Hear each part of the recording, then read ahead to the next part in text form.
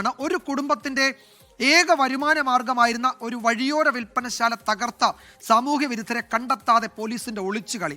2 ദിവസം മുൻപാണ് തിരുവനന്തപുരം പോത്തൻകോട് ഒരു പായസക്കട ഒരു സംഘം ആളുകൾ തകർത്തത്.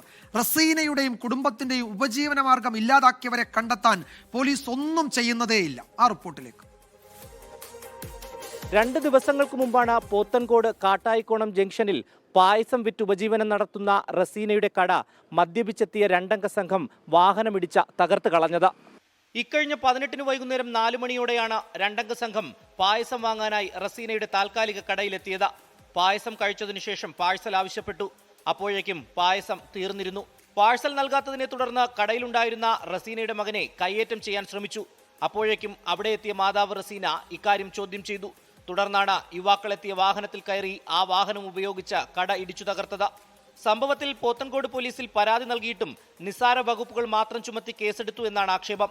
അല്ല, പ്രതികളെ പിടികൂടിയിട്ടൊന്നുമില്ല. ജസ്റ്റ് നമ്മളന്ന് ഞാനൊരു പരാതി കൊടുത്തു. എൻ്റെ സ്ത്രീത്വത്തെ അപമാനിക്കുന്ന രീതിയിലാണ് പുള്ളി സംസാരിച്ചത്. അതിനുശേഷമാണ് ആ കട ഇടിച്ച് തകർത്ത് തരിപ്പണമാക്കി. ഇന്നിപ്പം 18-ാം തീയതി നടന്ന സംഭവമാണ്. ഈ 3 ദിവസമായിട്ട് ഞങ്ങൾക്ക് ഇൻകം ഇല്ല.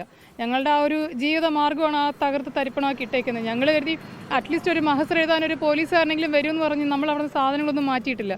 ഇപ്പം ഞങ്ങൾ ഇന്ന് രാവിലെയും പോലീസ് സ്റ്റേഷനിൽ പോകുന്ന വഴി നോക്കിയപ്പോൾ പല സാധനങ്ങളും കാണാനില്ല. ആ ഒരു അവസ്ഥയിൽ അതെപ്പോഴും അനാഥമായിട്ട് അവിടെ തന്നെ കിടക്കുവാണ്. വാഹനം പിന്നോട്ടെടുത്ത 2 തവണയാണ് ഈ താൽക്കാലിക ഷെഡിലേക്ക് ഇടിച്ചു കയറിയത്. ഈ സമയം റസീനയുടെ മകൻ ഈ കടയ്ക്കുള്ളിലുണ്ടായിരുന്നു. അത്ഭുതകരമായാണ് ആ കുട്ടി രക്ഷപ്പെട്ടത്. സംഭവത്തിന് ശേഷം പോലീസ് വാഹനത്തിന്റെ നമ്പർ തിരിച്ചറിഞ്ഞ പ്രതികളെ ബന്ധപ്പെട്ടു.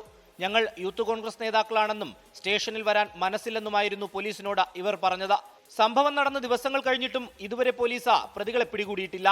വാഹനവും കസ്റ്റഡിയിൽ എടുത്തിട്ടില്ല. അപ്പം മോൻ്റെ മൊഴി മാത്രം എടുത്തുകൊണ്ട് അവനെ റോഡിൽ വെച്ച് ചീത്ത വിളിച്ചു എന്നുള്ളൊരു പബ്ലിക് ന്യൂസൻസിനാണ് കേസ് എടുത്തിട്ടുള്ളത്. അതിൻ്റെ പേരിൽ ഞാൻ എൻ്റെ തന്നെ പേരിലൊരു കേസ് കൊടുക്കുകയും എനിക്ക് റെസിപ്റ്റ് ആവശ്യപ്പെട്ട് രാത്രി 11 മണി വരെ ആ സ്റ്റേഷനിൽ വെയിറ്റ് ചെയ്യേണ്ടതായിട്ട് വന്നു. എനിക്ക് എന്നെ പുറത്ത് നിർത്തിയിട്ട് മോനെ മാത്രം അകത്ത് വിളിച്ച് നിർത്തി സംസാരിക്കുകയാണ് ചെയ്തത്. നിങ്ങളുടെ പായസക്കടയ്ക്ക് ലൈസൻസ് ഉണ്ടോ, ഹെൽത്ത് കാർഡ് ഉണ്ടോ, അങ്ങനെയുള്ള ചോദ്യങ്ങളാണ് വന്നത്. പൊതുമധ്യത്തിൽ വെച്ച സ്ത്രീത്വത്തെ അപമാനിച്ചു. 18 വയസ്സ് മാത്രമായ മകനെ കയ്യേറ്റം ചെയ്യാൻ ശ്രമിക്കുകയും അസഭ്യം പറയുകയും ചെയ്തു. പക്ഷേ ഇതുവരെ അത്തരം വകുപ്പുകളൊന്നും ചുമത്താൻ പോലീസ് തയ്യാറായിട്ടില്ല. കുറ്റവാളികളായ യുവാക്കൾ ഒളിവിലെന്നാണ് പോത്തൻകോട് പോലീസ് പറയുന്നത്. റിനു ശ്രീധർ, 24, തിരുവനന്തപുരം. ലോകത്തെവിടെയായാലും ഏത് സമയത്തും 24 വാർത്തകളും ഓഗ്മെന്റഡ് റിയാലിറ്റി പാക്കേജുകളും എക്സ്പ്ലെയിനറുകളും വിശദമായി കാണാൻ ഞങ്ങളുടെ യൂട്യൂബ് ചാനൽ നിങ്ങൾക്ക് സബ്സ്ക്രൈബ് ചെയ്യാം.